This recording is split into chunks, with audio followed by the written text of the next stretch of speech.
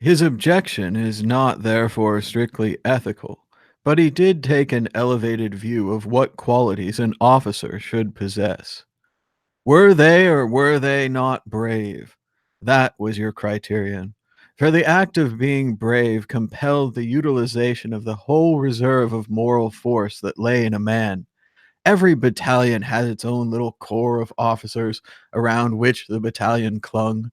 Wounds or sickness might get them, but sure enough, they'd return. Revolving around this nucleus was an endless changeover of officers. Death claimed many, but of the survivors, only the good gravitated toward the center. The rest couldn't stick it. And amongst them, almost invariably, were the hard drinkers and persistent womanizers. The very men, in fact, whose conduct showed their lack of inner discipline. Here in the trenches, your sins found you out. Oh, hello there. I didn't see you guys will come in. Welcome to Bitcoin Talk Show. My name is Thomas Hunt. Today is December 4th, 2018. Just reading a little bit of The Face of Battle by, of course, John Keegan, a legendary military historian. Fantastic stuff there about officers and surviving, about those of you who are in it for the long haul. So give us a thumbs up and a share. Oh, this side. I got more space over there. And just another classic reading from the old Andreas Antonopoulos, this guy. It's funny, I feel I'm more into the orange book of Andreas than I'd say the purple book. I'm more of a Andreas originalist or Andreas maximalist. I'm not sure. But here's what Andreas said about Bitcoin. Kids use Bitcoin. Here's another clue. Kids are using Bitcoin.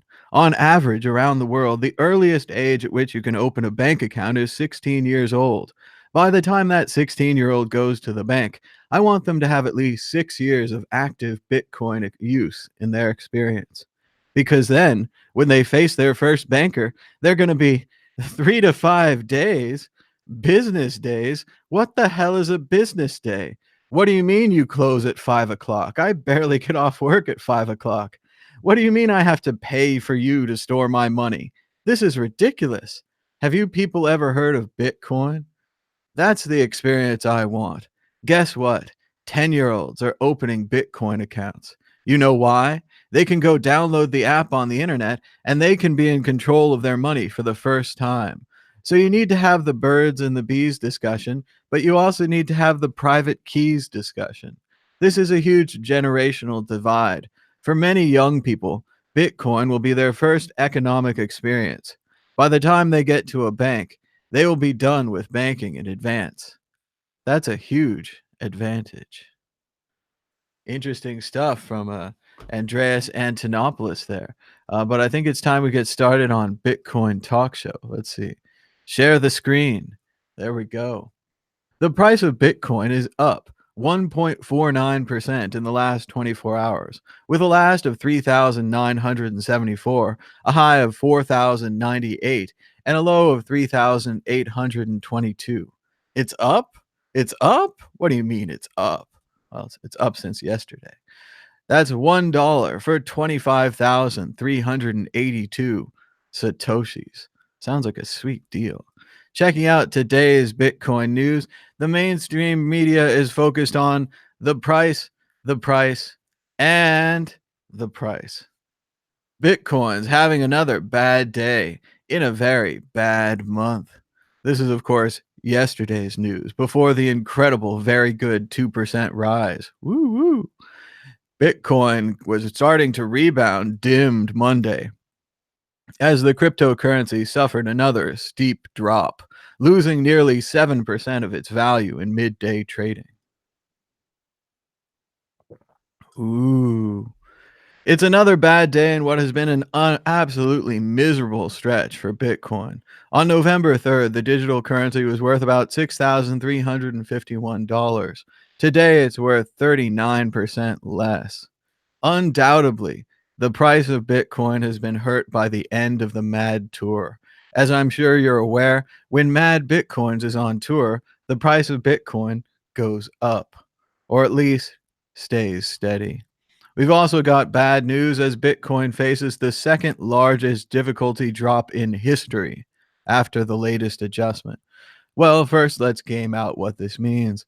Miners, of course, make long term decisions. If you're going to build a Bitcoin mining farm, you may as well do it for a while. You may as well decide, well, we've got 6 months, we've got a year, we've got 2 years, we've got a certain amount of time before we run out of money for electricity. And at that point, if the price of Bitcoin isn't high enough, we're going to have to turn off our miners. It sounds like miners are making this decision as the latest round of Bitcoin difficulty has dropped. Bitcoin's difficulty is normally adjusted every 2 weeks to maintain the normal 10-minute average block time. It's an average time. It's been adjusted for the second time today since the beginning of a so-called crypto winter in mid-November, after which the difficulty in mining Bitcoin has been steadily dropping.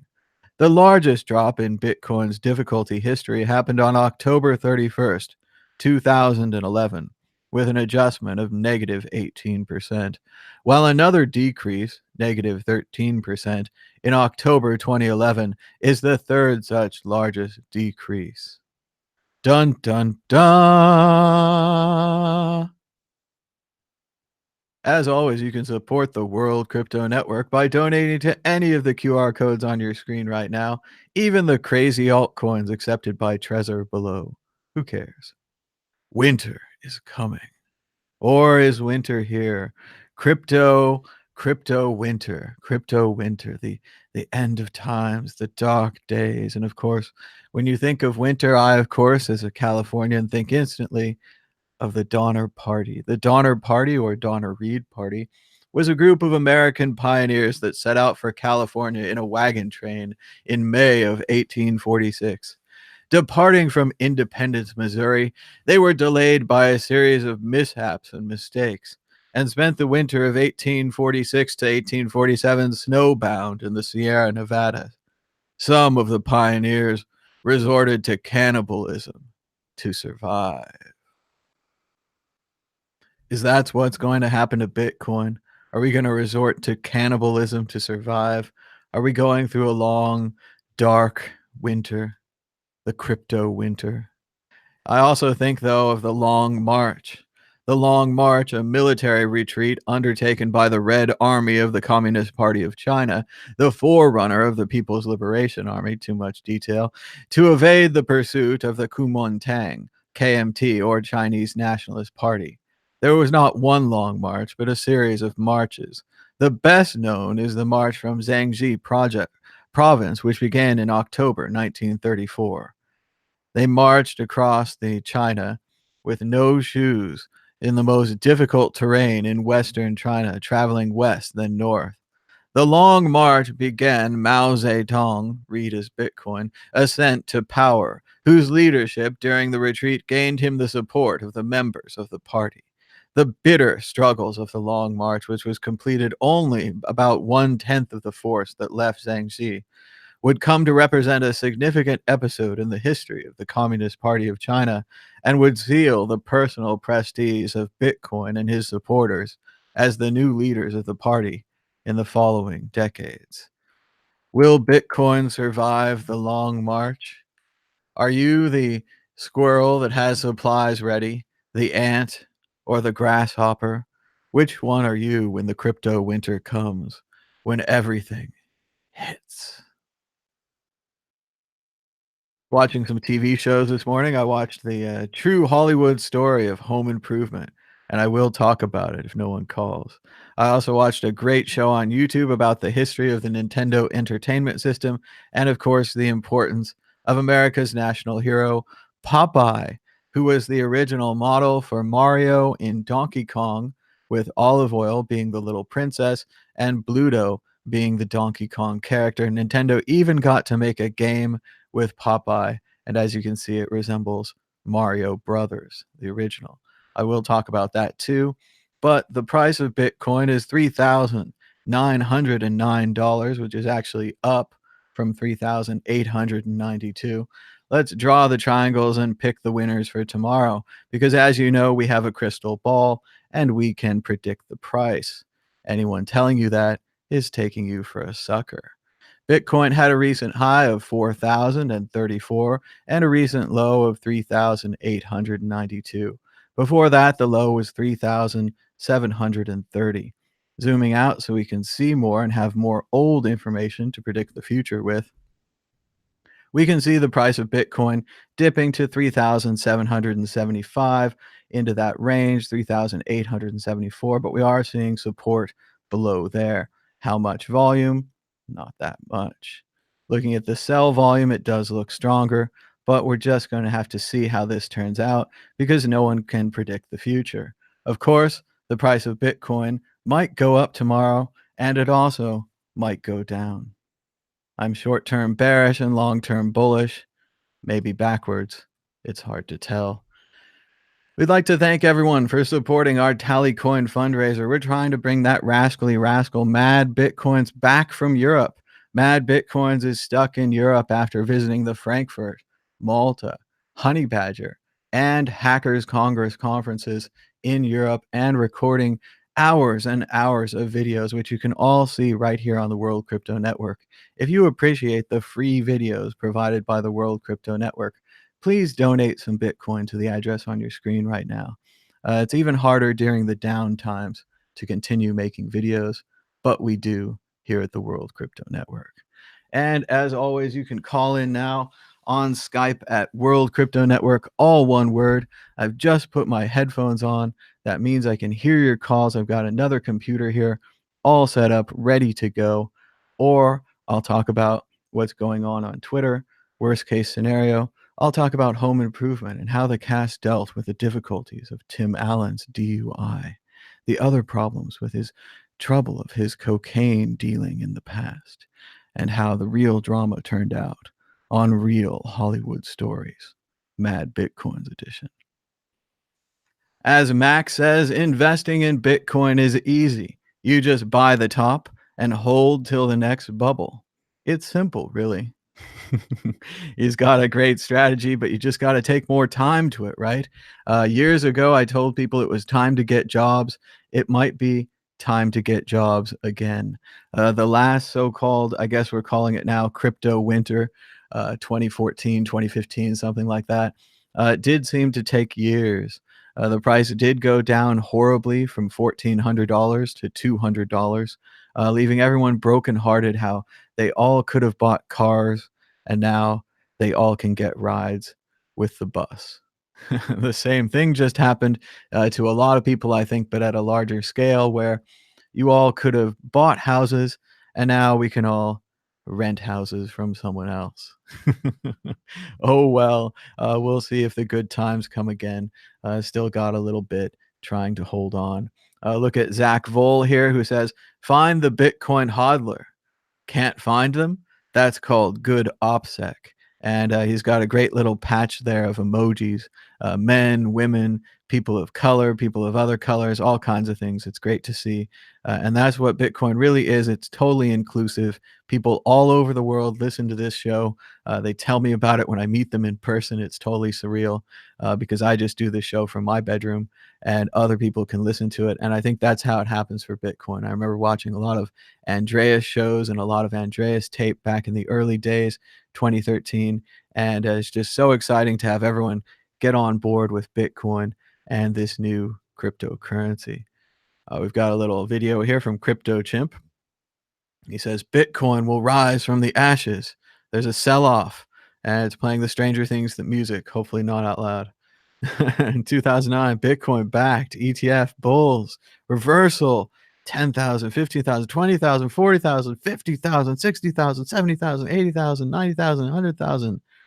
Wow. Powerful little short video there from Crypto Chimp. Good stuff.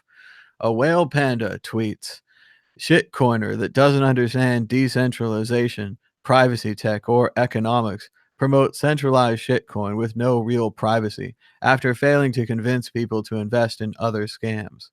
Nothing new about that. And it sounded like we had a notification. Is someone trying to add us on Skype? Nope.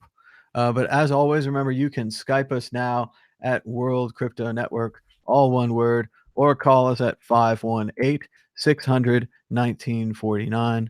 or I will talk about home improvement. Don't make me do it. As Whale Panda was saying, nothing new about that. And what he was referring to is Mark Mason here, who's saying, I think you could argue that Dash is basically trying to do what Bitcoin was trying to do from day one. They actually want it to be cash. I love Dash Pay as well. Dash has an awesome community. And I guess that's a quote from Roger Ver, maybe an old one. And again, a quote from Roger Ver these days is worth about as much as a fake or a phony nickel. Yeah, you could get you could get that, and you could also get no cups of coffee. You can get nothing with that. So don't worry about that. Don't worry. But yeah, just more stuff from Dash. And it is funny but sad to see the Dash people continue to try to promote their pre-mined coin with their strange governance model reminiscent of Steemit. Also, did you hear Steemit that's going out of business and laying off 70% of their employees? Yow! Or at least they're struggling hard times. They're not out of business yet. It's not proper to say that.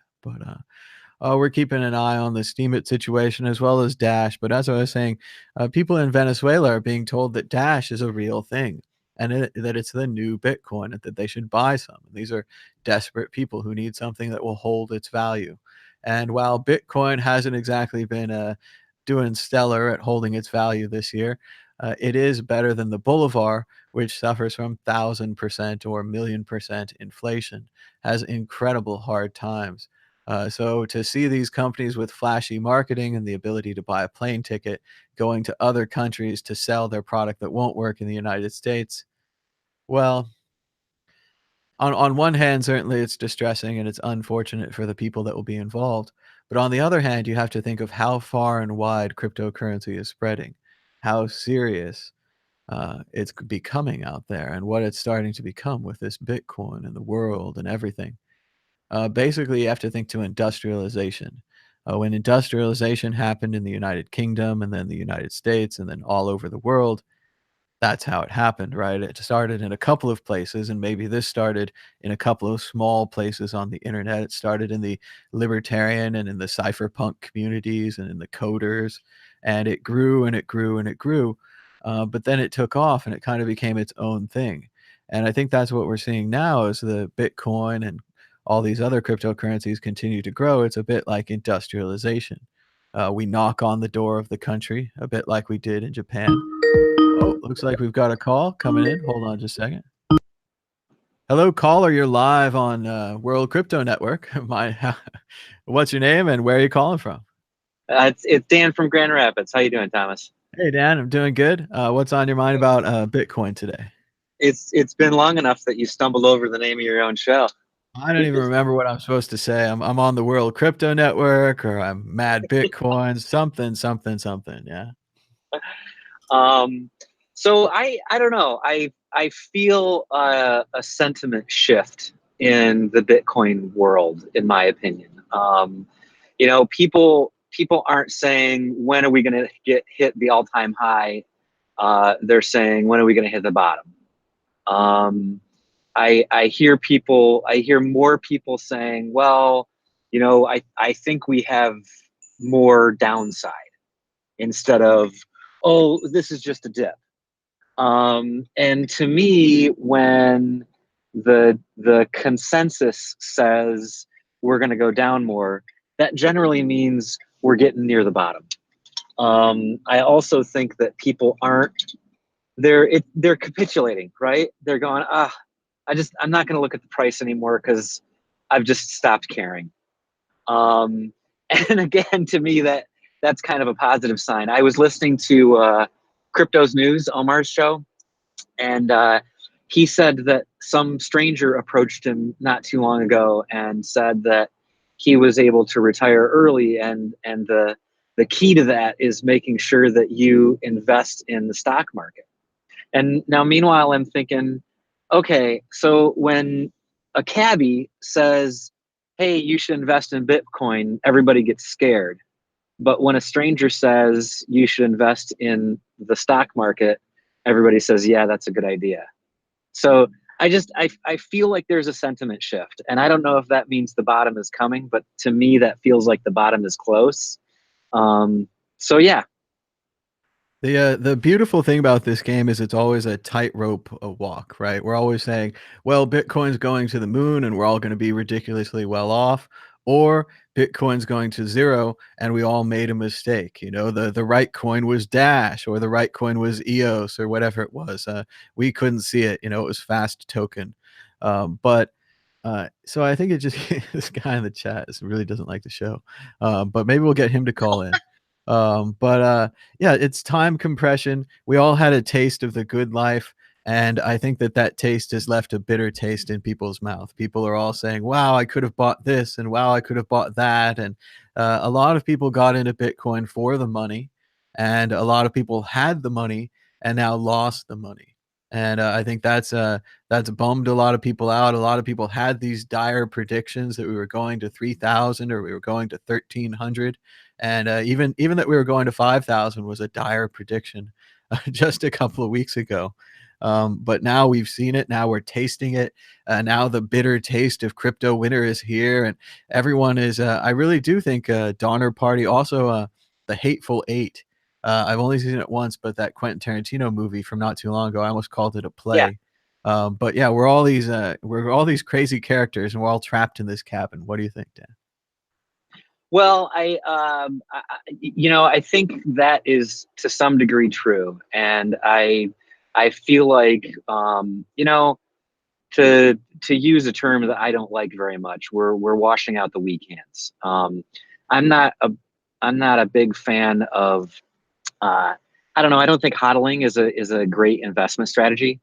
But I guess what to me it is that there's a group of the community that has a long-term picture of the technology. And I think of myself as one of those people, and I am in it to make some money. I want to. I guess I also want to not lose money in fiat, but I'd also like for my family to be more comfortable. I'd like to be more secure in my retirement. I would. I mean, money is good, right? Nobody doesn't like money. So yeah, I want that too. But I think what it is that there were a lot of people investing without a real vision for what the what the true value of Bitcoin was, or what the true value of a Bitcoin was. They heard it from their friend that heard it from their friend, and they said, "Boy, this went up a bunch, so I'm gonna mortgage my house and hope that it goes up a bunch more."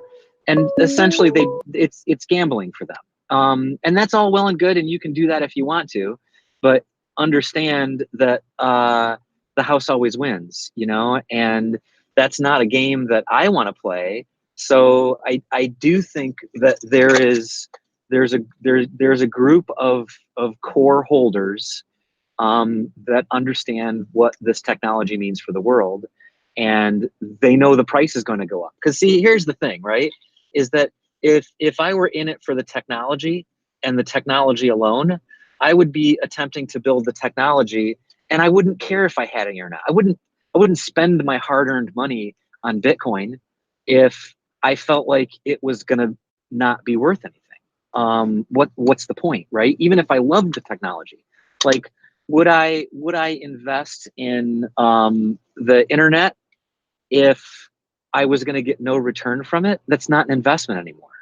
So I think there is this expectation that there's going to be a return, and I think that's okay. Um, Except the time horizon, I think that people that understand and know the technology and the economics, they're able to see a longer time horizon than the people that mortgage their house and want a quick payoff. And I think what this drop has done, and I think it has done it previously as well, is it's essentially washing out the people that have a short time horizon. And those people will, as speculators, will come and go and wax and wane, and there will be an underlying upward trend that, regardless of regardless of the waves on top of the ocean, the water still flows underneath in the same direction. So I'm beginning to feel like the price is at I don't know, it's getting close. And that might mean there's more downside, and I think this is the impression that I get, and I'm really curious to see what the chat and the other callers say. I think when I tell the people that I know that are into crypto that there's more downside, I get a lot more people going, yeah, probably, than when I said that at 10,000 and at 6,000 and at 5,000. And now people are going, yeah, and whether there is or not, those people are prepared for it and they're kind of ready for it, which means they're not ready to sell even if it does go down. So I've got a fairly bright outlook of the price. I think the technology is going to be, Lightning Network has over 4,000 nodes now. And I don't know, I think it's got a super bright future, and it might even take another year or so. But I think the next upswing is going to rip people's face off, Well, I sure hope so, Dan. And let's see what everyone else says. I agree with you. I Okay. want to get the calls going. And Gene in the chat says you're smart, and I agree. So thanks again, Dan, for your call. All right. Thanks, Thomas. Have a great day. Thanks so much. And just like they were saying in the chat, you can call us now on Skype. Let me see if I can paste it in there. No, copy and paste only works sometimes when you use remote desktop. Here it is. You can Skype us now at World Crypto Network, all one word, or call us at 518-600-1949. And what do you guys think? Do you agree with Dan that we're getting close to the bottom? I definitely agree with him. People are more open to the idea of the price of Bitcoin going down now, which might mean that they're more open to it going up. Let's see, here we go. Pushing button. Hello, caller. You're live on the World Crypto Network. What's your name and where are you calling from? Well, it's Tim Allen, and I'm from New York. How's it going, Tim? How's New York today? Cold, wintry? Well, everyone is in a tizzy. I haven't been so demoralized as I am by the price of Bitcoin since 1979, when I was busted by the feds trying to unload $43,000 worth of cocaine. That's a lot. That's a truckload. My name's Will. I'm calling from Nebraska. And I tell you, I happened to listen to that same show yesterday about tool time, but I never understood why the tool show was such a great idea. I can understand that something so interesting took off and was successful, but it's such a peculiar premise. It's kind of like Big Bang Theory, where they're not exactly celebrating the tool man. They're kind of poking fun at the tool man. Most of the jokes are at his expense. His masculinity is generally shown to be wrong. So it was it was a time, maybe a time like now with the whole Me Too movement or something, but in a way, it did celebrate him. So it's a bit like Archie Bunker. You put somebody on the screen there and you don't know what kind of image they're going to create. And if people are going to laugh at it or if they're going to take it seriously. And it was interesting during that show that they said that the first actress they had, Frances Farmer, I think, Clint Eastwood's girlfriend, they made a big deal of that. The first actress played it more dramatic, and that the show was more dramatic and less funny, and that it didn't work. And they got rid of her almost instantly and brought in the other actress. Yeah, I recall that one of her first lines in front of the live audience, she somehow delivered the line to Tim, "Stay away from the oven or dishwasher," and no one laughed. And apparently they had to get rid of her right away. I don't know. But, I never watched the show enough that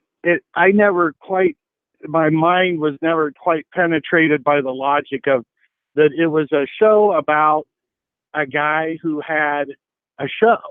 So I was always a little confused. It was that kind of a show within a show concept, but it was something different, and different, can sell. And anything different than whatever else was happening in the 90s, probably. I mean, this predated reality shows by a little bit, but, anyway. And I didn't want to make too big of a deal about tool time, but the last caller went on about his ideas about the price, so I may as well. It is funny to compare it as well to Seinfeld, which was on against it at one point. In both of the shows, you take a stand-up comedian, you give them a job, and then you make the show kind of about their job, and their job's also an entertainment job. So they were both kind of meta shows, but it's interesting to see the different direction that Seinfeld took versus the more family direction that Home Improvement took. But I'll bet the audience is getting really mad. We're talking about home improvement now. People are bailing. Actually, seems like they're giving us a thumbs up. But anything on your mind about Bitcoin today, Will? I think 3,000, 2,800 is the bottom. And if you're an idiot like me and all you know is Coinbase, you're probably going to barely have a chance to ever buy it below 35. That's just my guess. I mean, everybody's got a guess. That's where I'm at. I see at 4,000, we're at 20% of the all-time high, and it seems like that's been a trend.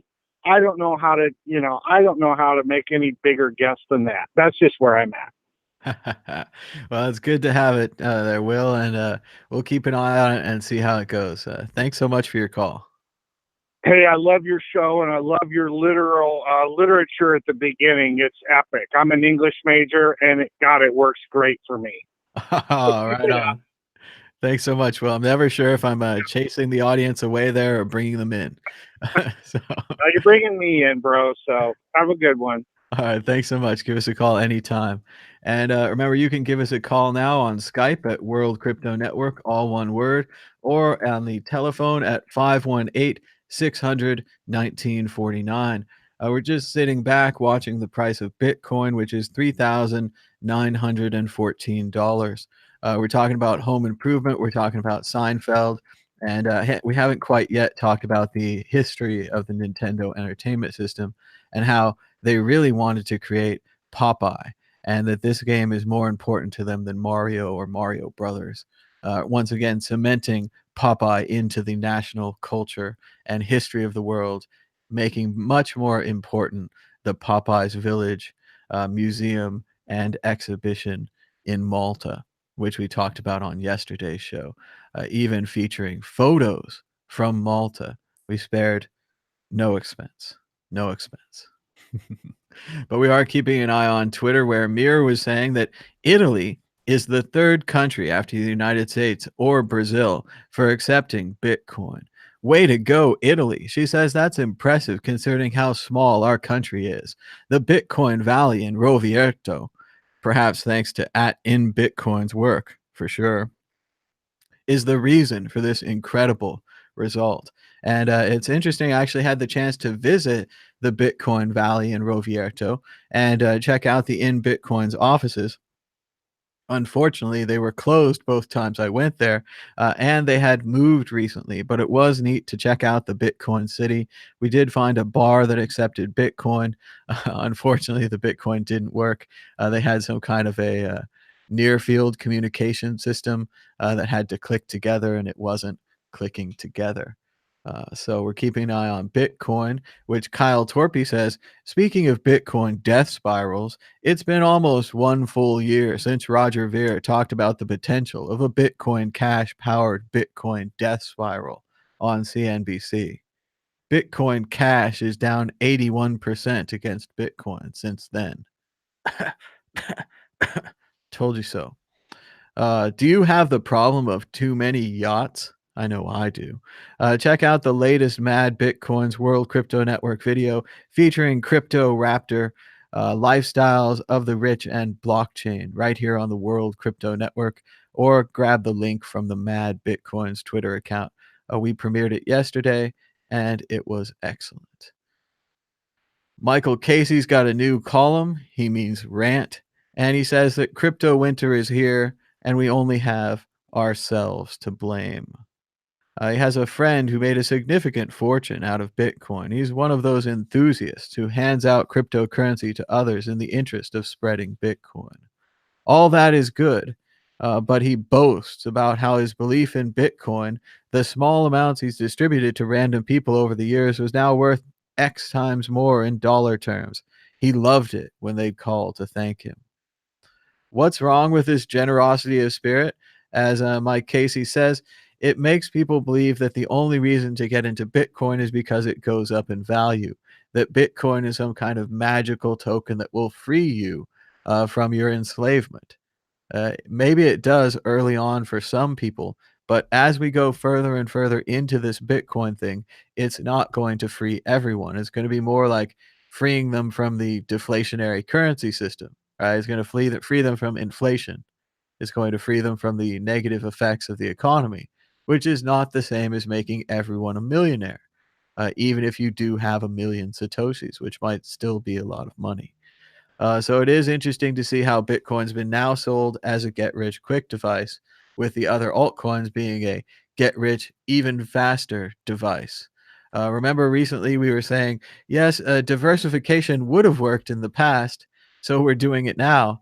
And of course, when you're chasing the strategy like that, it doesn't always work.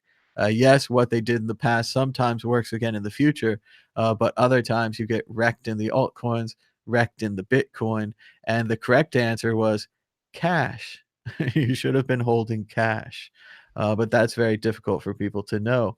As he says here, it's all about the Lambos. And now, is it about Bitcoin adoption? And we certainly tried Bitcoin adoption. We tried Bitcoin merchant adoption. I tried selling, I worked for a company that did Bitcoin loans. I worked for a company that did online Bitcoin sales, things like that. It's very difficult because to have merchant adoption, you need both customers with Bitcoin and suppliers that you as a merchant can buy your goods from that will accept Bitcoin. It's a dual-sided market. It kind of needs to happen at the same time. So unfortunately, I don't think that we're going down the road through merchant adoption. We've already abandoned the roads of micropayments, with the exception of the Lightning Network, which could bring micropayments back. We've kind of abandoned the road of remittances, although the fees on Bitcoin, depending on how you send it, can still be far less than Western Union. It is more difficult to trade your Bitcoin for pesos or bolivar or whatever you need local currency than it is to trade Western Union, but I think it's still a possibility. But I still think our main force here for Bitcoin, the one we put all the arrows behind, is store of value, which is ironic because we're getting wrecked in the price. But the store of value still maintains true if you think of your value in Bitcoin. This is confusing and it doesn't make any sense, but if you stored 1 Bitcoin into your Trezor or your Ledger or your hardware wallet or paper wallet or maybe even your Coinbase vault or something like that, hopefully somewhere secure with 2FA, if you store that Bitcoin there and leave it there for a year, you'll still have that Bitcoin. Now, maybe the price of Bitcoin will have gone up and gone down and gone all crazy. At the end of the day, you'll still have that Bitcoin. There are no overdraft fees. There are no account fees. There's no checking fees. If you don't move it, it just sits there. And as long as you maintain control of your private keys or control of even just the 24 words or the 12 words that make up your key, your encryption key there, no one can move your Bitcoin. No one can take them from you. No government, no corporation, no bank, no central bank. It just stays there. So that's a store of value. The other half of this that I think we should sell with Bitcoin that people need to know, and perhaps why the long-term holders are so chill and so blasé about even such a significant price drop, is because as it's deflationary, there are always less Bitcoins on the market. Maybe right now there's a large supply of Bitcoins which can be purchased because all these new people that Dan was talking about have freaked out and sold. They got into Bitcoin. They're trying to make money this year. They're trying to make money 6 months, 3 months. They have very short time horizons and they just want to get in and they want to get out. But things are going the other way, right? They're losing their shirt. They're losing all their funds in Bitcoin. It's been a disaster. So they sell. And now there's more Bitcoin on the market than there are buyers. So we need more buyers for Bitcoin. It's going to take a while before people can get over this fear and this paranoia and whatever else is out there in the market before they could come back and buy Bitcoin again. So we're holding on, waiting for that, and we're going to see if it happens. So we need to see how that goes. We're also taking your calls now live on the World Crypto Network at SKYPE World Crypto Network, all one word, or at 518-600-1949. We're talking about Michael J. Casey's article, The Crypto Winter is Here, and we only have ourselves to blame. Where should Bitcoin go going forward? I think education is the only real answer. Telling more people about Bitcoin, and not just that it will make you money, and not just that this dollar I give you will be worth $10 in the future. And certainly not just that, oh, if you had bought it 2 years ago, or oh, if you had bought it 5 years ago, or all these kind of stories. That's never going to help spread Bitcoin. That spreads the wrong kind of Bitcoin. That spreads this get rich quick Bitcoin. It was interesting. I saw a quote from Vitalik Buterin recently, and he said something about how the industry was built on hype. So hype is all we know, and hype is what we use. Something like that. Vitalik was talking about how Ethereum had successfully built and used hype to make their company. And then when they couldn't follow through with it, when they couldn't actually deliver, they just had more hype. So they solved the problem with more problem. But we'll see how that goes. And as for mass adoption and Bitcoin and the price coming back and all of these things, it's going to be a long process. It's going to take longer than you think, and at the same time, is going to happen when you don't expect it. I remember we were getting paid in Bitcoin at one point, and you were just selling them every month and not thinking about it, and just trying to get into the fiat so that at least you could pay your bills. And then a couple months later, the opposite was true.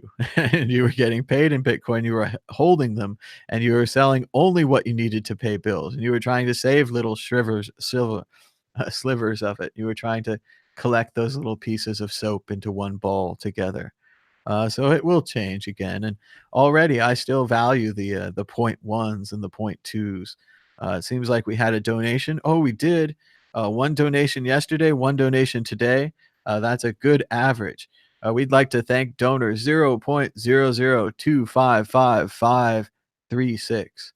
Thanks so much for donating to our Tallycoin fundraiser. As again, the price of Bitcoin, it still works no matter what the price is. We did have that exciting period where fees were very high. The market was very crowded with transactions, as if we were being spammed. And then later the spam went away as they went to Bitcoin Cash, and the network broke up a little bit. It wasn't as easy to spam the network and get back the money that you spammed. At that point, it was a little hard to use Bitcoin. The fees were very high. But once again, the network still worked. The airplane flying around the world 24/7, 365, refueling in midair, just kept on flying. And remember, that's the real story of this. As long as Bitcoin is there and it still works, it's still going to be worth something, and you're still going to be using it as a ability to send value from one person to another person. Bitcoin shows you what value you have if you control the private keys. But once again, if someone else controls your private keys, gets a copy of them, they could move that value somewhere else where only they could access it. So we are talking about home improvement here. We're talking about the Nintendo Entertainment System, how Mario was based on Popeye, and we're talking about the price of Bitcoin, which is now $3,911.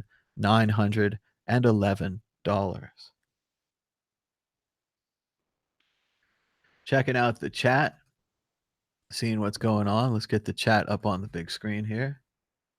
Foxcoit says, wait for the American dollar to explode. They all want to get Bitcoin then. Bitcoin is the only way to quickly move the value. And we'll have to see how that goes if the American dollar does explode. I know recently we've seen the stock markets have been going down. The Dow Jones Industrial Average has been flirting with $25,000.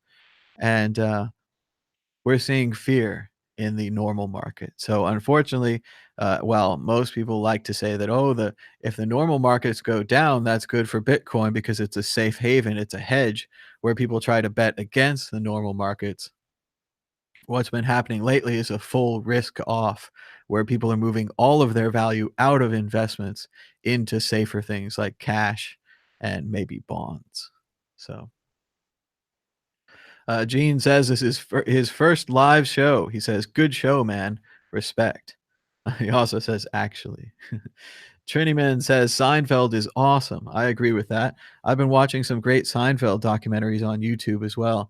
I think they're included with the DVDs or the Blu-rays or whatever they are. And great stuff about the episodes, hearing from the writers, the different ideas that they had, and the way that Larry and Jerry really wrote that show, and that it was all about the script, and that all of the problems with Seinfeld were solved in the table readings. And by the time they got to producing it and filming it, it was a tight machine. Also, of course, Voltaire says, shout out to Larry Sanders Show. That's a great show. Check it out if you haven't already. And the guy behind the fence was the real Satoshi, Wilson behind the fence. Home Improvement Satoshi reference. There it is. It all makes sense now. Wilson, the hidden man of Home Improvement. Creepy, hiding behind fences and children, or Satoshi Nakamoto? You be the judge. Trinity reminds us there are only 21 million Bitcoins.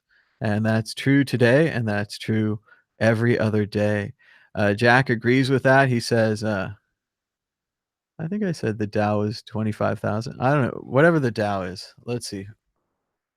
Let's see how wrong I am. Yeah, 25,223. Seems about right. Anyway, 21 million minus 4 million lost, 17 million left. That's not very many for the global population. Pick them up while they're cheap. And that does seem to be the thing about Bitcoin. Right now, $3,000, $4,000, whatever we're at, is cheap for Bitcoin. It's funny, not too long ago, $300 was cheap for Bitcoin. $1,200 was a lot. I remember thinking $1,000 was a lot. How am I ever going to be able to afford a whole Bitcoin now? And now it's $4,000. So it's still a lot depending on how you see it. Hello, caller. You're live on the World Crypto Network. What's your name and where are you calling from? Hello, Thomas. How are you doing? It's me, Henry. I spoke to you maybe a couple months ago. I'm calling in from Florida. All right. Welcome back, Henry from Florida. How's it going? What's your thoughts on Bitcoin today? Well, my first thoughts before I say anything else is, I want to appreciate World Crypto Network. You guys have been around for a long, long time, especially you, Thomas. You are an invaluable source of information for all of us Bitcoiners out there.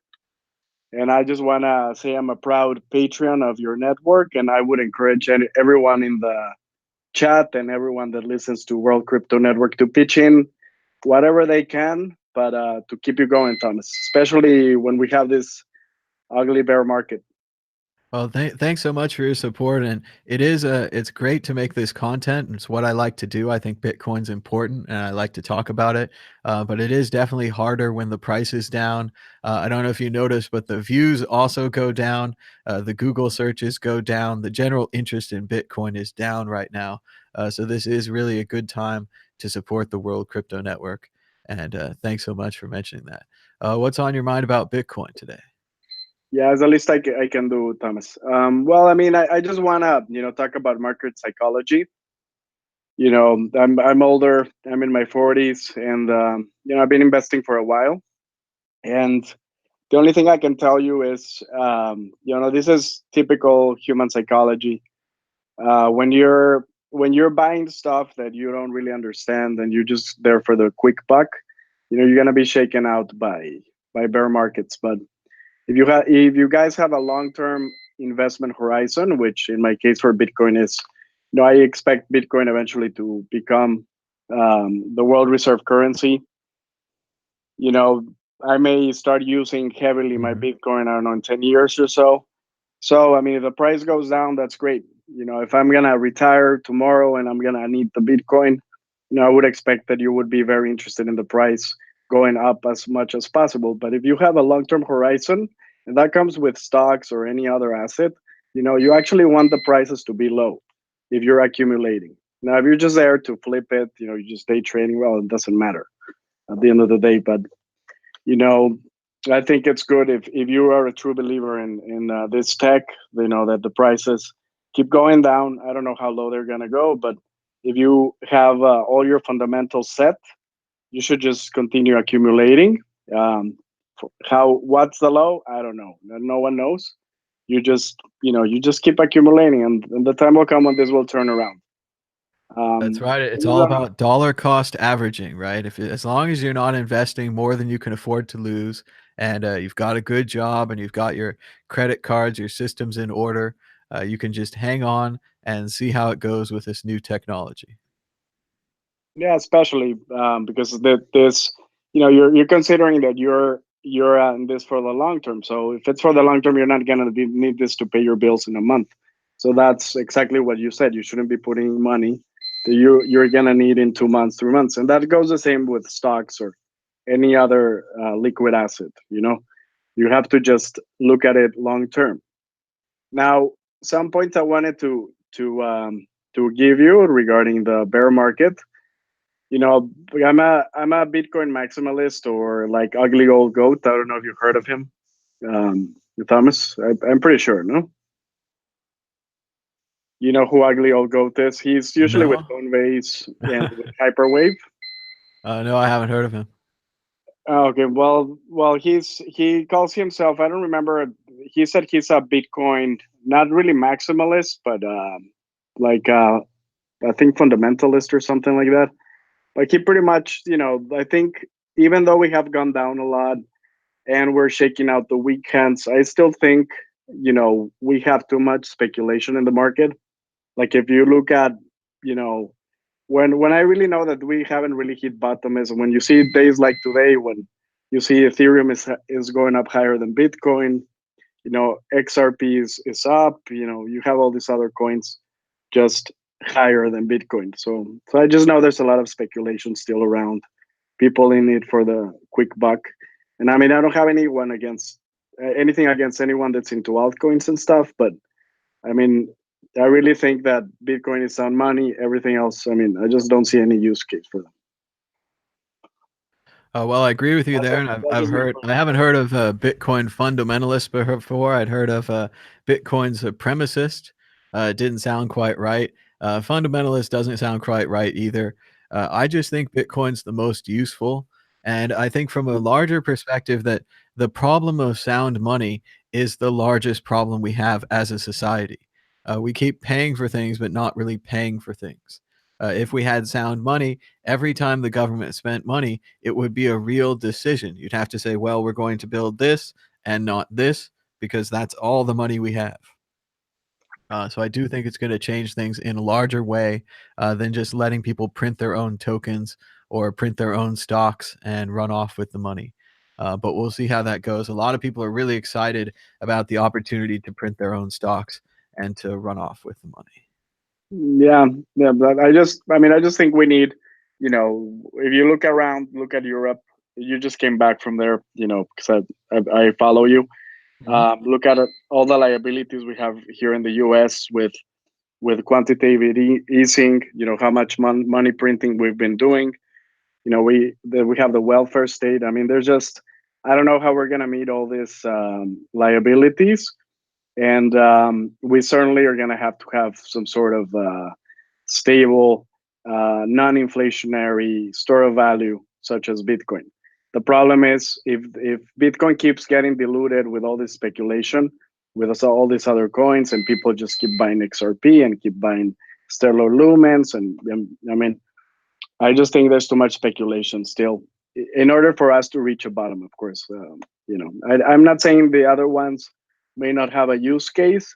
For me, if I'd rather buy stocks in companies, startups, things like that, if I really want to invest in something like that. But when it comes to crypto, I just think there's too much speculation still. Well, we'll have to That's see all. how that goes and see if we can find the bottom. Thanks so much for the call, and be sure to change the battery on that battery backup. Yeah, the thing is, I don't have any electricity here, so Oh, that's it. Well, you're uh, surviving. You got the Bitcoin price, and you're watching the show, so you're doing good. exactly. So it's doing its job actually. This energy backup here.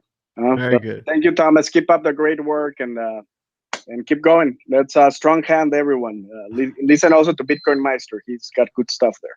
All right. Thanks so much for the call, and thanks for your support. Give us a call anytime.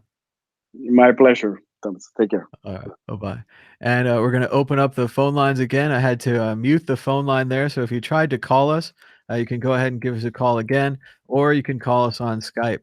We're talking on Skype at World Crypto Network, all one word, or on the phone at 518-600-1949. Do you agree with the last caller? Is the price of Bitcoin going to come back only once the speculation has been removed from the market?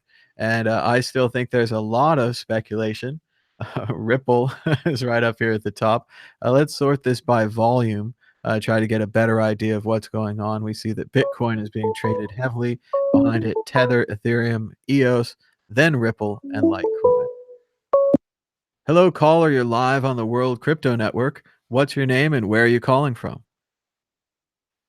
Hey guys, it's me, Tone. How's it going, Thomas? It's going good, Tone. What's the price prediction today? What have you got for us? Let me get my crystal ball out. Okay, hold on. I got this. Okay. Just kidding, Thomas. It's me, Chris Loco, coming back in. Yeah, glad to see you back. Thanks for doing the show. You know me. I'm in this basement right now. I'm in a basement, so the sound might not be very good. Just let me know if you can't hear me. That's all right. We can hear you pretty good, but we wanted to know what was in the crystal ball. Tell us about the future. Oh, it's gonna go down, guys. It's gonna go down. It's gonna go. Just keep going down until it's gonna be $200. Nice. I'm long-term bearish. Yeah. I'm short-term bearish, but long-term bullish. Long-term, this is all fine. Well, long term, it's all about cruises and Lambos. That's what it's about, man.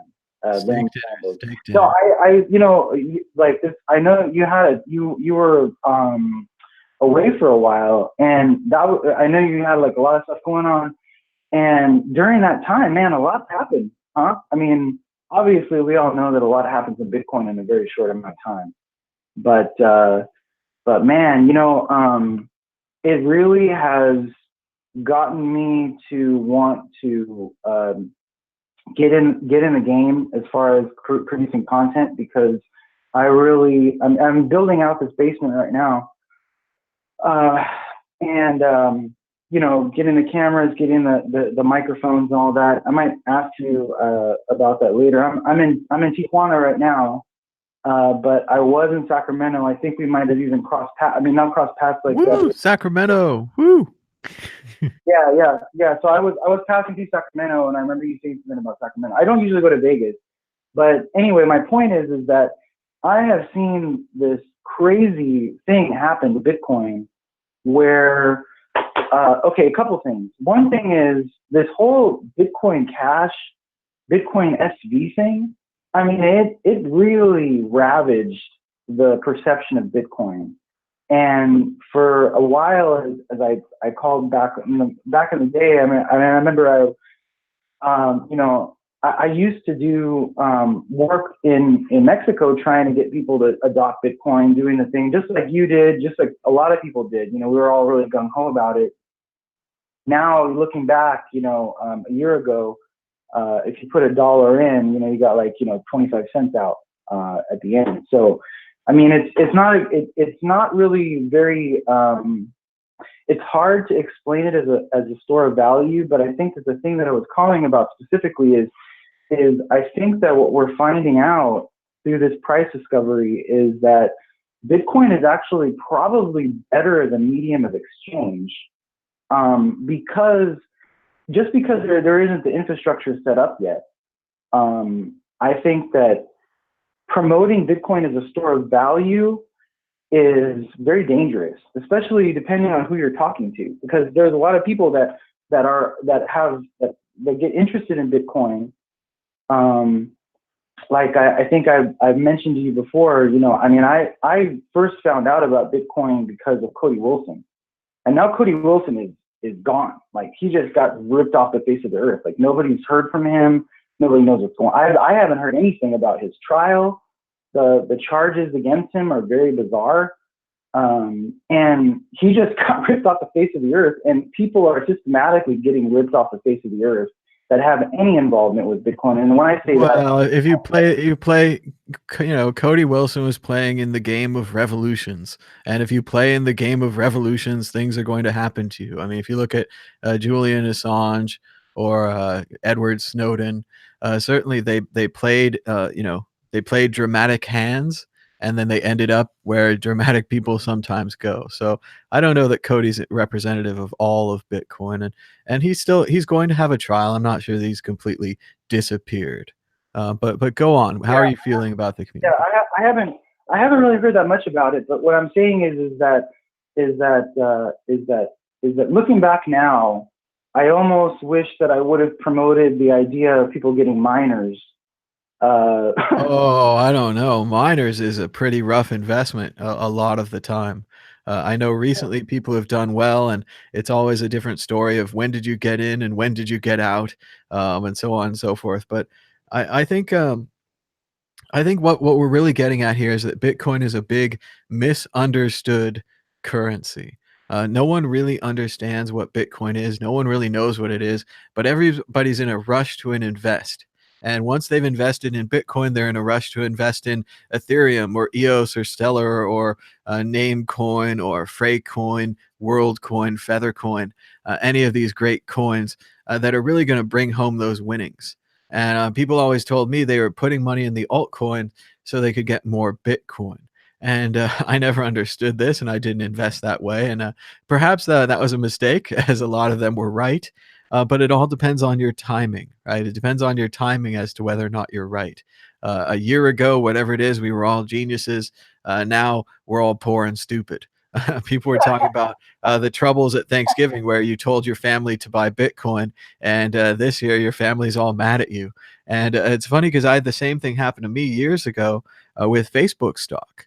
I told them to buy the IPO. I said, Facebook's, you know, big company. They're going to last a long time. This is a very important thing. And the IPO, as everyone knows, nosedived. They overpriced it. It went way out. It was way up too high and went right down.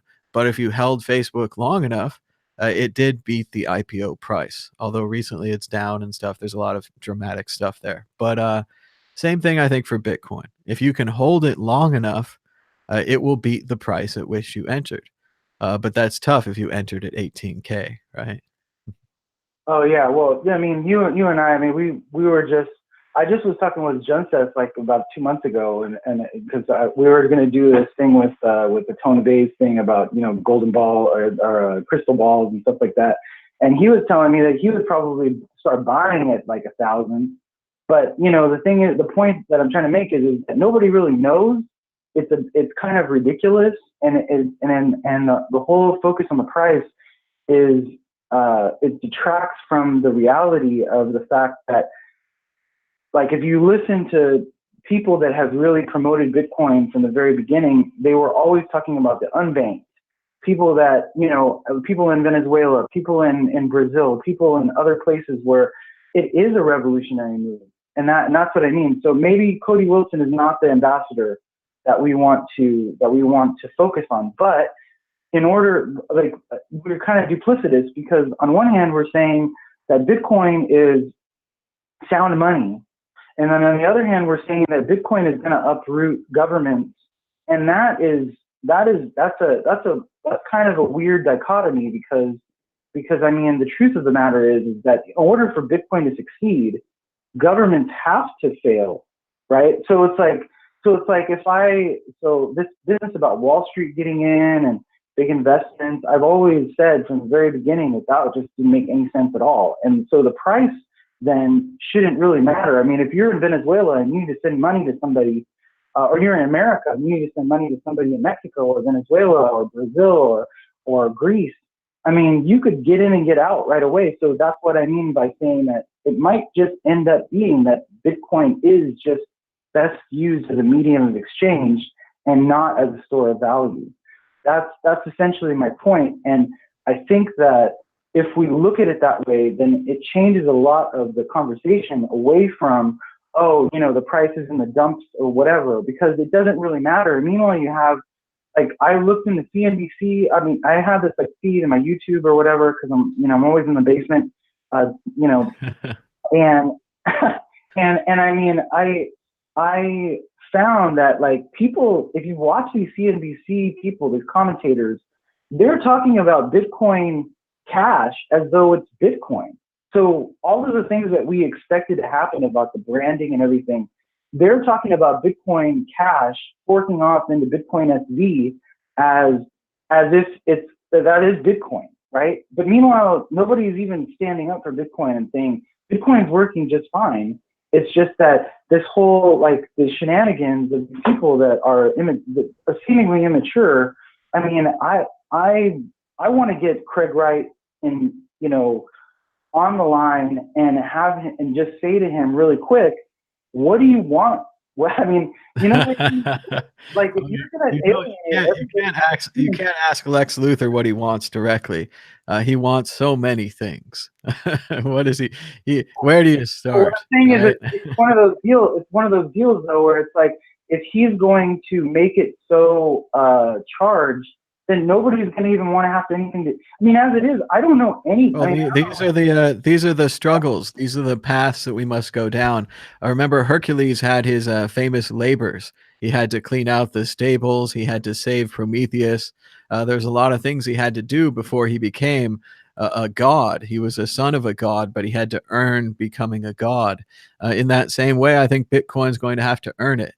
I think we're in not the longest or the darkest downtime that we've ever had, and not the longest or the darkest downtime that we'll ever have in the future, but we're definitely in a long, dark downtime. And I agree with you. Bitcoin might be better as a medium of exchange, as an ability to pay people.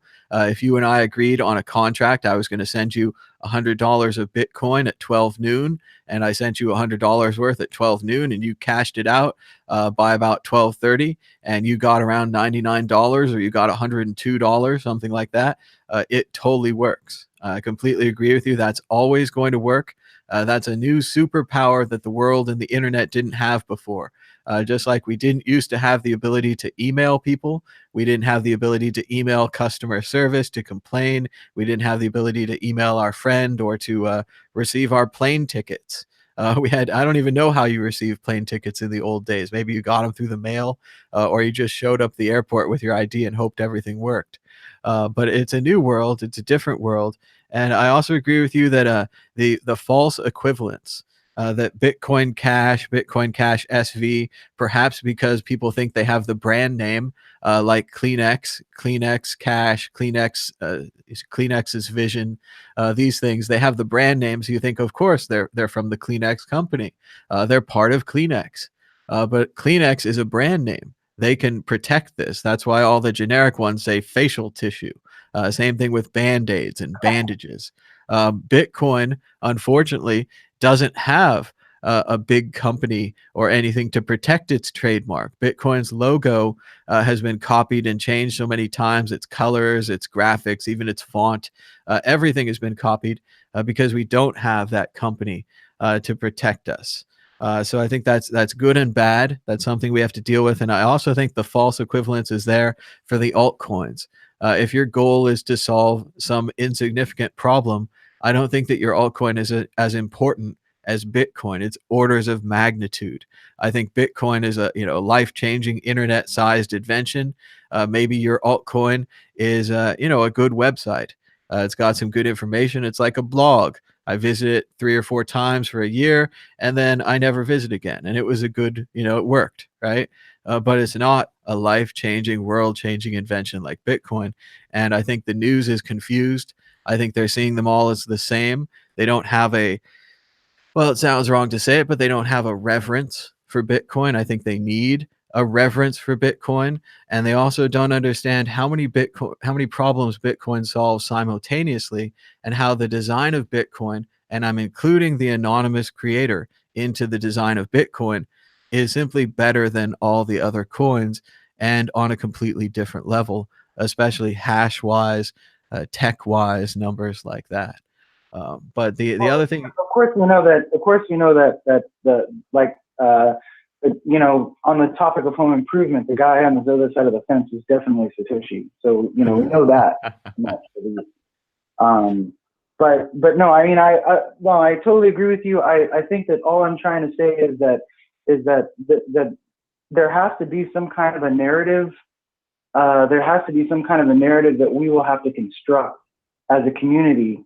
And I've called in before and talked about decentralized friendship. And I think that if nothing else, you know, what Bitcoin has created for a lot of us is a decentralized network of friends all around the world that we can interact with that would have never existed if it wasn't for Bitcoin. And I think that all I'm saying, the main crux of what I'm saying is that in order for Bitcoin to succeed, governments have to fail. I mean, it's an inevitable conclusion. It's kind of a denouement, if you want, like the resolution of the entire Bitcoin thesis, because Bitcoin cannot exist alongside governments that are printing money. I mean, that's the whole idea. I mean, the whole idea is that governments cannot continue printing. That's the whole. It was in the Genesis block. It was the whole point.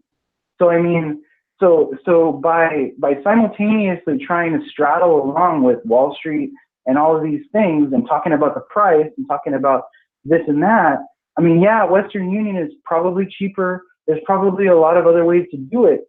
But if you don't have the rails along which to do it in a legitimate way, Bitcoin is really the way to do it. So, I mean, at some point we're going to have to face, it's like a kid that has like an alcoholic dad or something. It's like at some point we're going to have to face the fact that is what we really are here for, and what we're going to have to do. We're going to have to overpower this thing. We're going to have to overpower this, and whether it doesn't matter whether it's Cody Wilson or it's Julian Assange or whether it's Mad Bitcoins or anybody, but there is no way that the putting Bitcoin in ETFs and things like that, it's all it's going to do is create a tool for Wall Street to manipulate the price and drive a lot of people away, because they're just going to see like, wow, you know, screw Bitcoin, because, you know, I've lost all this money in Bitcoin, you know. I mean, there was a Krusty the Clown thing. I don't know if you saw that, but in Simpsons, like Krusty the Clown was joking about how he lost all his savings or his money, you know, money in the bank, because he invested in the crypto market, and so he had to his identity to his to his. He had to do like what Sesame Street did, where he like, you know, so he had like Jamaican Itchy and Scratchy. And it's worthwhile to watch it. I think it's like season 23 or something like that. But anyway, my point is that it's not an investment. If people think it is, then they're not understanding. And that's exactly what I mean when I was talking to Jackson Palmer, and he told me he doesn't even run a full node. I mean, how do you like? Jackson doesn't really like crypto, so I hate to spoil the. I know, that's what I mean. It's like people invest in this stuff, and I mean, and actually, he probably has the winning strategy in the long run. I mean, of course, in my case, I lost all my crypto in a tragic boating accident. But like, you know, people like Jackson, people like that are propping up, even people that are propping up the S&P. You know, I mean, I don't know. I mean, and all these boat trips and all this stuff. I don't know what's coming out of that. I think it's just, you know, inflation of the price, maybe at best. But you know, there has to be a divorce between the price and the tech in order for the tech to grow. But the tech's going to probably grow anyway. So I mean, like I said, I don't own any Bitcoin.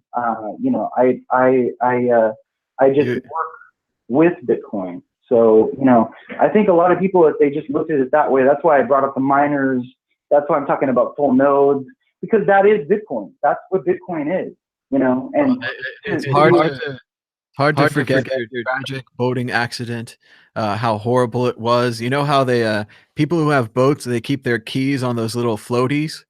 Well, I didn't keep one of those little floaties on my Trezor, my Ledger. DJing at the time was what happened, and so everything just fell out, and it was tragic. It was a total tragedy. But so now I'm completely, you know, I'm completely in fiat, and if I had $1 a year ago, it would be worth more than if I had 0.0001 of a Bitcoin a year ago today.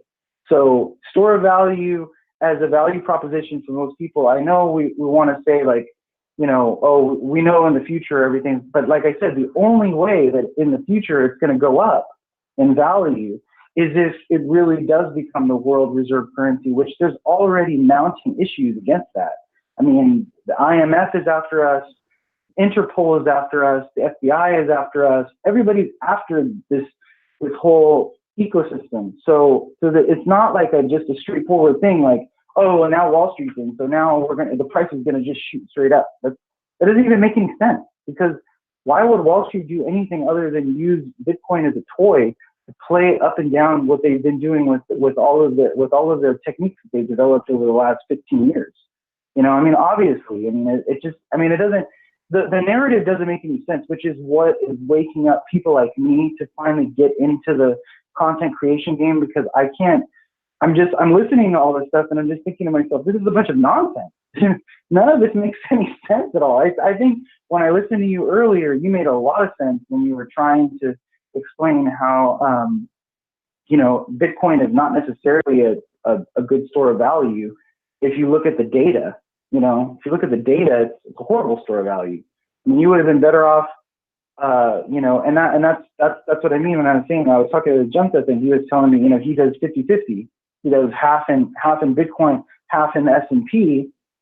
But I mean, then you're just talking like, you know, like a professional financial analyst or something.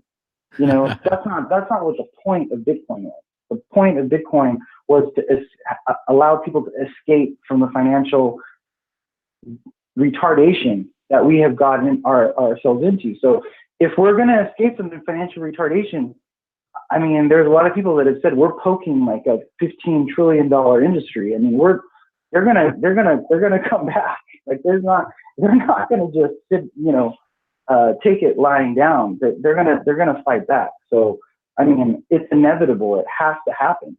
So I mean, to think anything else, I just that's all I'm saying. You know. All right. Well, let's open it up to the rest of the audience. Thanks so much for your call, IBLB. Give us a call back anytime. And I'll talk more about how you can produce content and how people can join the World Crypto Network right now in a second. But first, I want to go over some of the things you said. I know that we're in a different and a transitional period for Bitcoin right now. We all imagined Bitcoin. Hold on a sec. More callers. Hold on just a sec on the calls. But I know we all imagined Bitcoin going to the top and becoming the currency of the world and all these kinds of ideas. Maybe we're not there yet. Maybe it's going to take longer than we thought. But we are in a different time period. Like you said, the banks are coming in. They're setting up the futures. They're setting up the derivatives. They're going to try to take over this Bitcoin for themselves. So maybe it is safer as a medium of exchange right now, sending Bitcoin to a friend, having the friend cash them out for local currency, or even just doing it in the US for dollars. All right, hold on just a second. We'll get another call in a minute. But I think that's what we have to do. We have to go through this tough time period, and we have to come out the other side successful. And I don't think it's going to be easy. I don't think maybe we got the impression that it was going to be easy. It was going to 20 grand. Everyone was talking about it. Bitcoin was great. But then it changed, right? It's different now. But it's the same. The technology's the same. The money's going forward, the Lightning Network, people holding their own value and not having it removed. But I want to get the word from the rest of the audience. He also said that we're poking a 15,000 pound bear and that we're poking a giant bear. And I remember the aphorism from the Big Lebowski: sometimes you eat the bear, and sometimes, well, the bear eats you. So it goes both ways. But let's open this up to the rest of the audience. Does Bitcoin have to remove governments to succeed? In a way, I kind of see this as, once again, kind of an inevitable thing. I saw the MP3 revolution very early. I saw the internet revolution, the BBSs, networking, computers, very early, and I agreed with them. I said, "Oh, this is inevitable." I thought when I shopped at Amazon, I thought, well, everyone else is going to shop at Amazon, and apparently Wall Street didn't see that, but eventually they did. And the way that the patterns move, the early adopters, the middle adopters, the late adopters. If you haven't read that great book about startups crossing the chasm, I definitely recommend that. It talks about the different groups of people and how trends go. And the early adopters don't necessarily like it much when the middle or middle to late adopters show up. Things become uncool. So maybe Bitcoin is becoming uncool as it becomes adopted by the banks. Maybe the banks then reject it, and years later, Bitcoin becomes cool again. I don't know. I just know that Bitcoin is unchanging, and that at its core, we can talk about Bitcoin, and the banks can talk about Bitcoin. They can build all their systems on it. They can attach their centralized walled gardens like Coinbase. But at the end of the day, Bitcoin doesn't care. Bitcoin sends the transactions. The only truth that Bitcoin tells is how many Bitcoin you have in your account. So is it a good store of value? Maybe not in USD, but in Bitcoin, it stored the value of your Bitcoin successfully. So what should we be selling people? What should we be telling people? It's tough. I've said before, Bitcoin's like a Swiss Army knife. There's many great ways to sell it, and we tried them all, right? Everyone kind of says, well, what do I think might work on this person? Oh, it's remittances. Oh, it's store of value. Oh, it's get rich quick.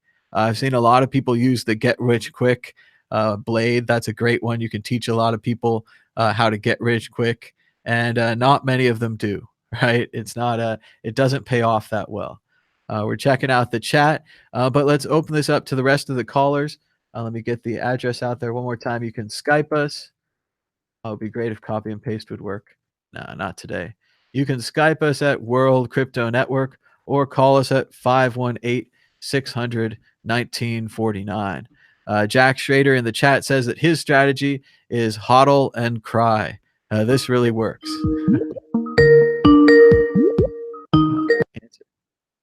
Hello, Dan. You're back on the air. How's it going, Dan? Yes. Sorry, I just had to call back because I think the store of value is not being talked about correctly. I don't think when people say it's a store of value, it's a store of value relative to other currencies. The real store of value with Bitcoin, and why we say one Bitcoin is always worth one Bitcoin, it's a little, that's not easy for people to wrap their heads around what the point of that is. But it's, if you think about it as a percent of the total supply, right? So if I have one Bitcoin, I have 1/21 millionth of the total supply.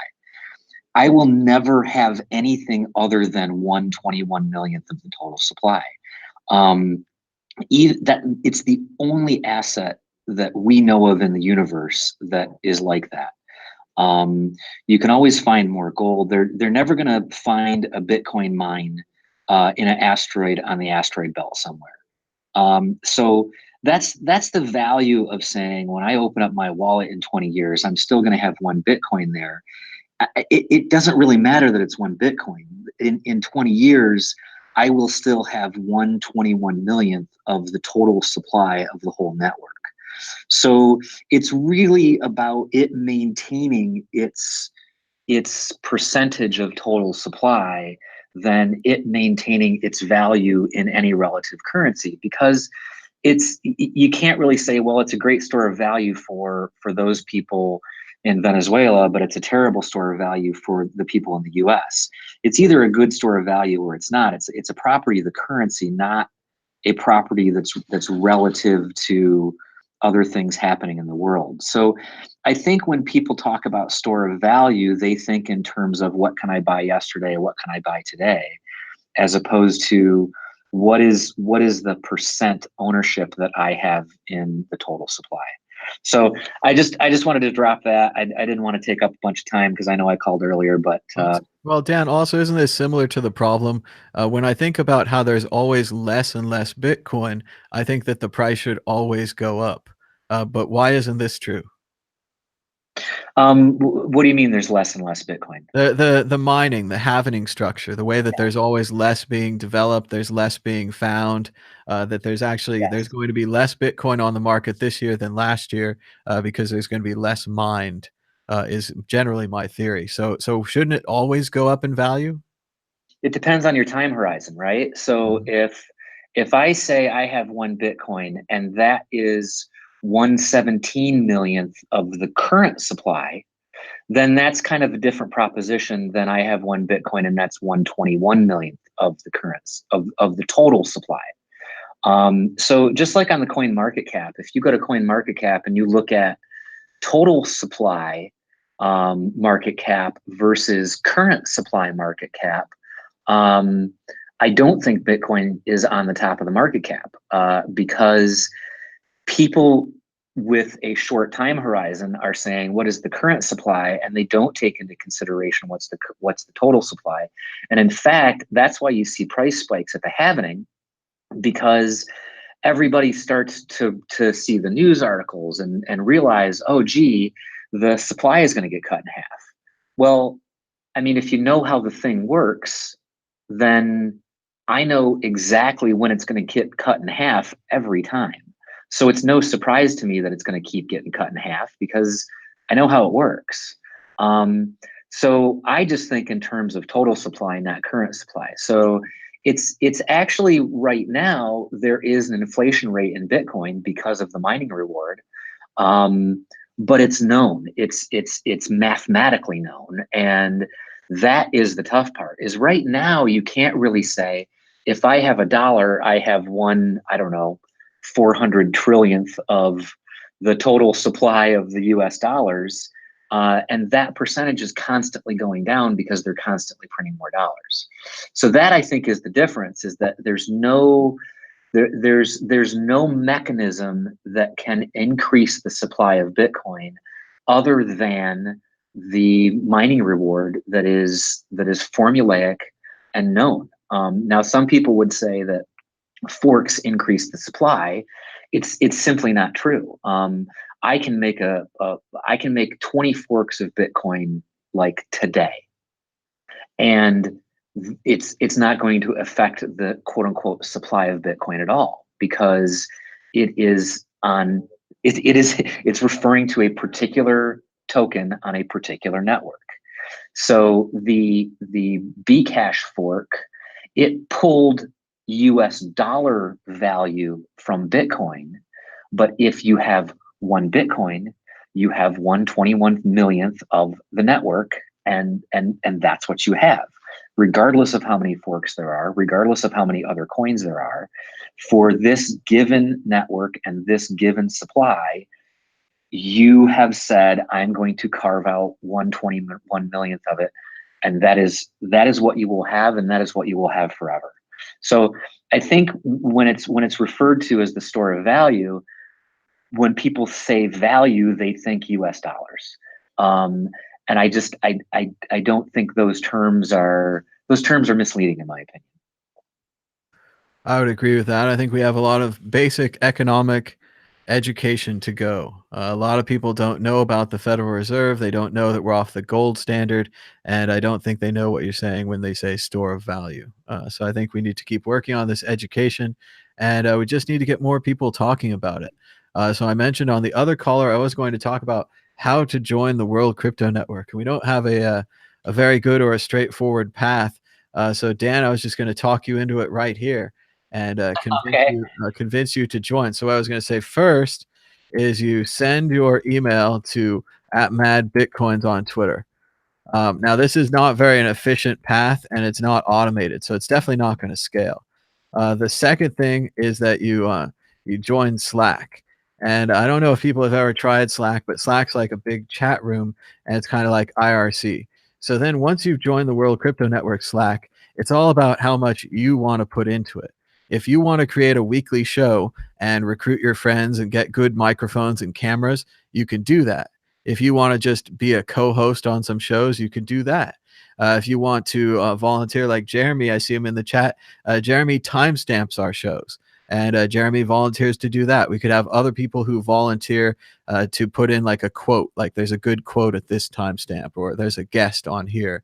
Eventually, we'd like to have a database for all the shows we've done and all the guest stars and things like that. But that's how you get involved. Join Slack. Then you co-host on shows. Then you like do your own show, and then eventually, I don't know, ... But that's about it for the World Crypto Network. If anyone wants to join and help out, that's how you can get involved. We need people to volunteer, like I said, technically with the database or the website or the social media or any of these things. We need people to volunteer to talk. And just like our last guest was saying, we need people to volunteer to make more content. So that's what we're doing here.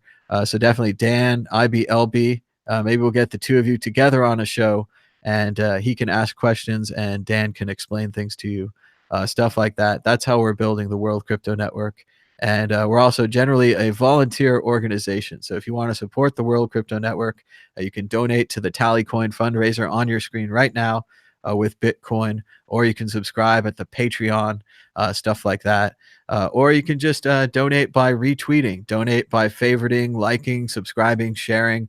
We don't have a organized paid team to do any of that. So you can help us out with all those things. What do you think, Dan? Good sale?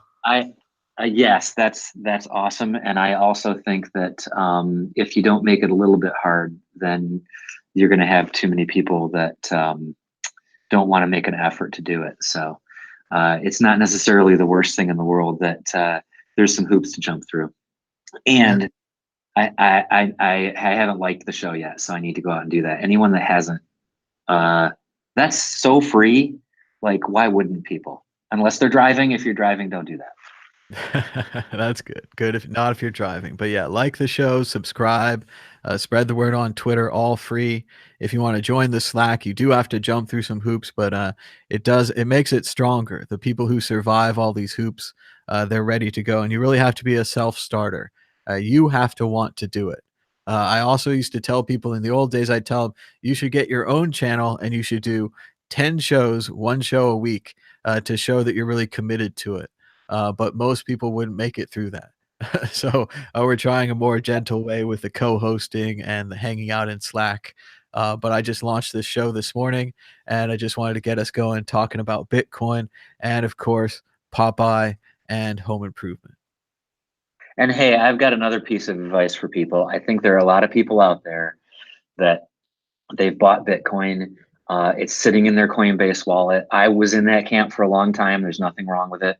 And they've never transferred their Bitcoin anywhere. They've never actually made an on-chain transaction.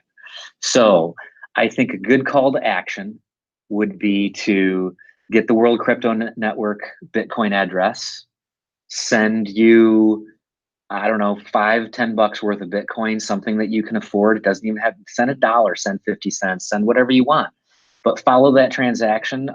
Go look at, what do they call those? The chain analysis sites or whatever it is. Mm-hmm. Follow the transaction through the system at 0 confirmations. It's, you can visualize your transaction sitting in the pool. It gets picked up into a block. It goes in that transaction. If you haven't actually witnessed it happen before, and you haven't watched your own transaction go through those motions, you haven't really witnessed the magic of an on-chain transaction and just how cool it is. So here's your opportunity to send someone some Bitcoin that isn't just going to drop into the abyss of, hey, friend, here's $1 in Bitcoin to see how cool it is. It's going to go to a worthwhile cause and all that stuff. So I would say that if you've never made a Bitcoin transaction, here is your opportunity to do that. And with that, I'm going to head out. So thank you for everything you do, Thomas. I've missed the show since you've been gone, and I'm glad you're back. Thank you. All right. Thanks so much, Dave, for the call. And definitely people can try it out by donating to the World Crypto Network. I agree with Dan. I think trying Bitcoin is the best way to learn about it. You get to see the transaction go, you get to see the public key, you start to understand what the private key is for. And you can even use, like Dan said, a block explorer. You can see where your Bitcoin came from, you can see where your Bitcoin went, you can see where it went after that.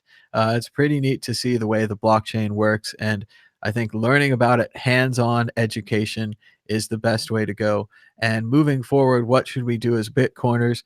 I think we should continue to educate people about what Bitcoin actually is, what sound money is, like Dan was saying, what a store of value is, and what the ability to send money or value all over the world without any barriers, without any central banks or any governments, without the ability for your account to be frozen.